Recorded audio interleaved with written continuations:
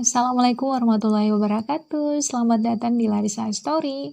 Nah, channel ini adalah tempat berbagi kisah unik, hikmah, inspiratif, dan islami. Bagi teman-teman yang ingin mendengarkan kisah-kisah islami yang pendek dan ringan, ayo bergabung and stay tune di sini. Semoga teman-teman suka dan bisa mengambil hikmahnya di setiap kisah yang akan Larissa storykan. Selamat mendengarkan.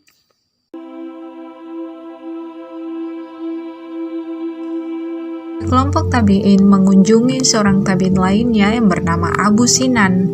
Tetapi belum sempat berbincang, Abu Sinan berkata, "Mari ikut bersamaku bertakziah pada tetanggaku yang saudaranya meninggal."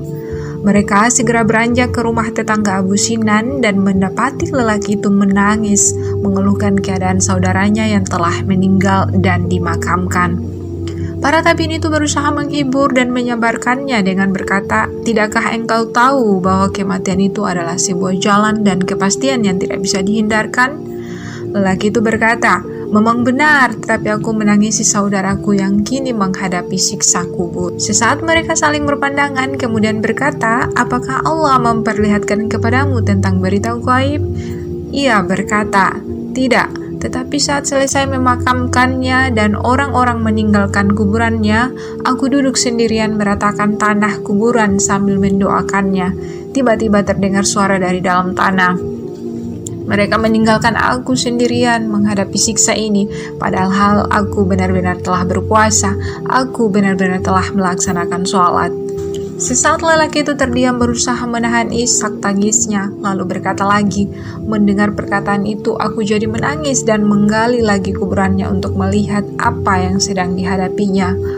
Aku melihat api menjilat-jilat di sana, dan di lehernya melingkar sebuah kalung dari api.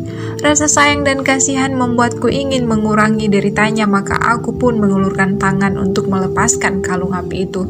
Tetapi tangan dan jari jemariku justru tersampar api sebelum sempat menyentuhnya." Ia menunjukkan tangannya yang tampak menghitam bekas terbakar dan berkata lagi, "Aku segera menutup kembali kuburannya dan terus-menerus bersedih, menangis dan menyesali keadaan dirinya." Mereka berkata, "Sebenarnya apa yang telah dilakukan saudaramu di dunia hingga mendapat siksa kubur seperti itu?" Ia berkata, "Dia tidak mengeluarkan zakat hartanya."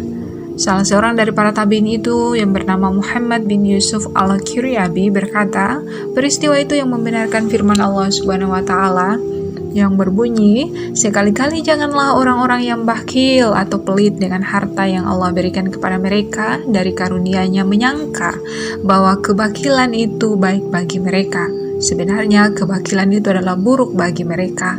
Harta yang mereka bakilkan itu akan dikalungkan kelak di lehernya di hari kiamat, dan kepunyaan Allah lah segala warisan yang ada di langit dan di bumi, dan Allah mengetahui apa yang kamu kerjakan.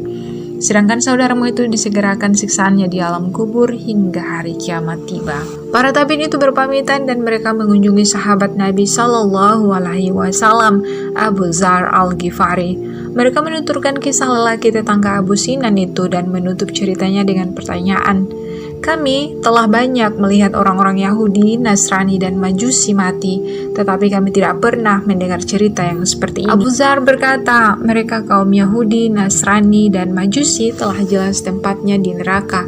Adapun Allah memperlihatkan keadaan orang-orang yang beriman yang mengalami siksa itu kepada kalian, agar kalian dapat mengambil pelajaran.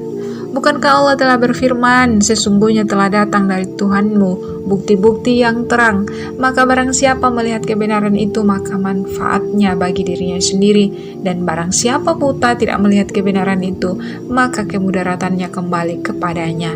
Dan aku Muhammad sekali-kali bukanlah pemelihara kamu."